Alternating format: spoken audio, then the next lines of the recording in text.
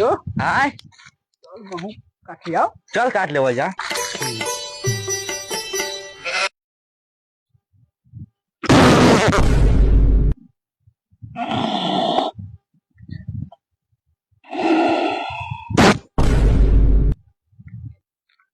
आइए देखते हैं भैया गेहूं काटे के बाद 2 दिन में होइए जे हमें काटे वाला को भाई वो देख साला का कहै रे। अरे वहां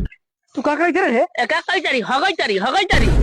हगई दरे हाँ, तो 2 दिन में साला गेहूं काटे के बा आ तू हगई दरे गेहूं के खेत हाँ तो कौन छेड़ लिया 2 दिन में लेरी हग लिया हुआ सूख जाते तो अपन गेहूं काट लिए ठीक बा तेरे बोल मत ये साले ज्यादा मन बढ़ गेल बा एक साले मन बढ़ा रहा है तू हाँ। तो लेटिंग में हगती लंड बढ़ल बा ये चलते खेत में हगे अइली हवे जान गेला साले तू लंड बढ़ल बा त लंड से माटी कोड़ आए लंड से माटी कोनी हां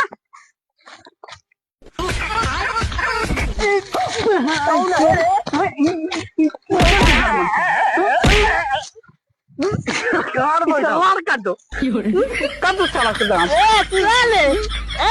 करोड़ों का संपत्ति है करोड़ों का संपत्ति हम नहीं करोड़ों का संपत्ति है